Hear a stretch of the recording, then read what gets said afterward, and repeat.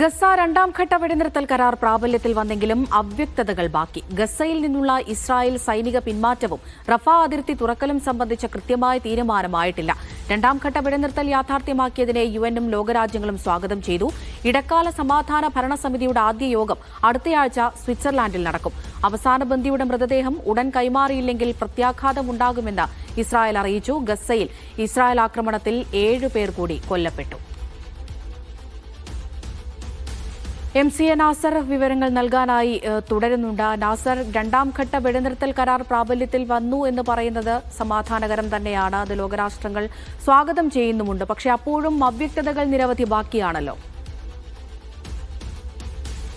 അമൃത, തീർച്ചയായിട്ടും. കാരണം ഇന്നലെയാണ് ഔദ്യോഗികമായിട്ട് അമേരിക്കൻ നേതൃത്വം ഇത് പ്രഖ്യാപിച്ചത്. കാരണം ഒക്ടോബർ 10 ആദ്യഘട്ട വെടിനിർത്തൽ പ്രാബല്യത്തിൽ വന്നത്. അത് പിന്നിട്ടിപ്പം 3 മാസം പിന്നിടുന്ന ഒരു ഘട്ടത്തിൽ രണ്ടാം ഘട്ട വെടിനിർത്തൽ ഇന്നലെ മുതൽ യാഥാർത്ഥ്യമായി എന്ന് അമേരിക്കയുടെ പശ്ചിമേഷ്യൻ ദൂതൻ സ്റ്റീവ് വിറ്റ്കോഫാണ് ഔദ്യോഗികമായിട്ട് വെളിപ്പെടുത്തിയത്. അതിൻ്റെ അടിസ്ഥാനത്തിൽ ഇത്തരമൊരു നീക്കത്തെ ലോകരാജ്യങ്ങളൊക്കെയും സ്വാഗതം ചെയ്തു.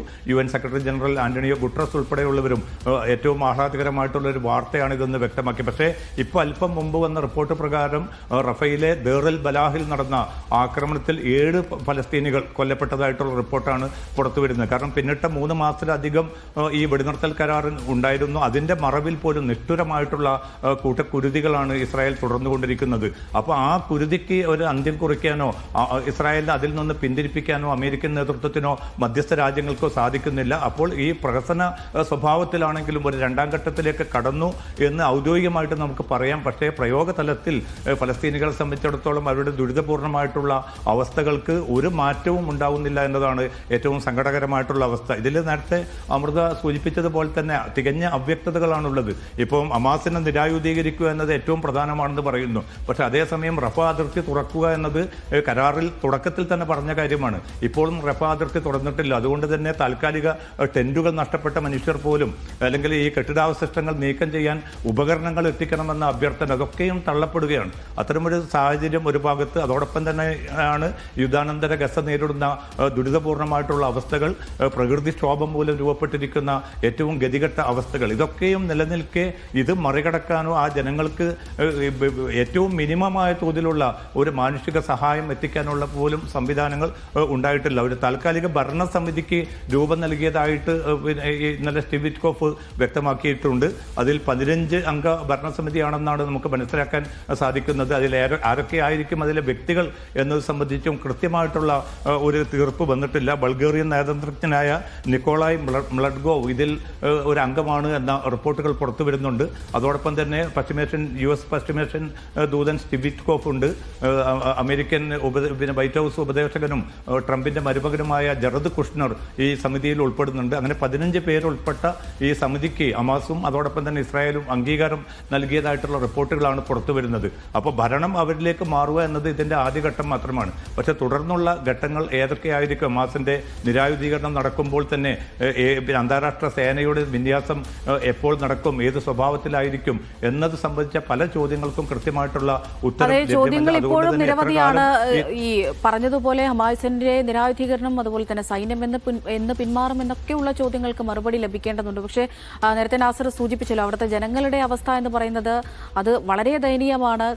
അവശ്യ സംവിധാനങ്ങളൊന്നും തന്നെയില്ല, ഭക്ഷണമില്ല, വെള്ളമില്ല, അങ്ങനെ വലിയ അർത്ഥത്തിൽ അവർ കഷ്ടപ്പെടുകയാണ്. അപ്പോൾ അവർക്ക് അത്യാവശ്യ കാര്യങ്ങളൊക്കെ ലഭ്യമാകേണ്ടതുണ്ട്. ഈ റഫ അതിർത്തി തുറക്കുന്ന കാര്യത്തിലെങ്കിലും ഒരു തീരുമാനമാകേണ്ടതല്ലേ നാസർ? തീർച്ചയായിട്ടും. അതിൽ ഈ ഒരു രണ്ടാം ഘട്ടത്തിലേക്ക് കടക്കുമ്പോൾ ഏറ്റവും തികഞ്ഞ അവ്യക്തതയും സങ്കടകരമായിട്ടുള്ള അവസ്ഥയും അതാണ്. കാരണം ആദ്യഘട്ട വെടിനിർത്തലിൻ്റെ ഒക്ടോബർ 10 നിലവിൽ വന്ന അതിൽ കൃത്യമായിട്ട് പറഞ്ഞതാണ് റഫ അതിർത്തി തുറക്കും, റഫ അതിർത്തിയിലൂടെ നിത്യം 600 ട്രക്കുകളെങ്കിലും ഗസയിലേക്ക് എത്തിക്കുമെന്ന്. ഇപ്പോൾ ഇതുവരെയുള്ള ഈ 3 മാസം പിന്നിടുന്ന ഒരു ഘട്ടത്തിൽ നമ്മൾ കണക്ക് കൂട്ടിയാൽ ഈ അനുവദിച്ച അല്ലെങ്കിൽ ഈ കരാറിൽ പറഞ്ഞ ട്രക്കുകളുടെ 4/1 പോലും ഗസയിലേക്ക് എത്തിയിട്ടില്ല. 20 ലക്ഷത്തിലധികം മനുഷ്യരാണെന്നുള്ളത്. അതിന് പുറമെയാണ് യുദ്ധാനന്തര കെടുതികൾക്ക് പുറമെയാണ് പ്രകൃതിക്ഷോഭം വരുത്തിവെച്ച വലിയ വിനകൾ. ഏതാണ്ട് ലക്ഷങ്ങളാണ് ഇപ്പോൾ ഈ ടെൻറ്റുകൾ പോലും ഇല്ലാതെ കഴിഞ്ഞുകൂടുന്നൊരവസ്ഥയുള്ളത്. അതോടൊപ്പം തന്നെ പകർച്ചവ്യാധി പകരുന്ന ഒരു സാഹചര്യമുണ്ട്.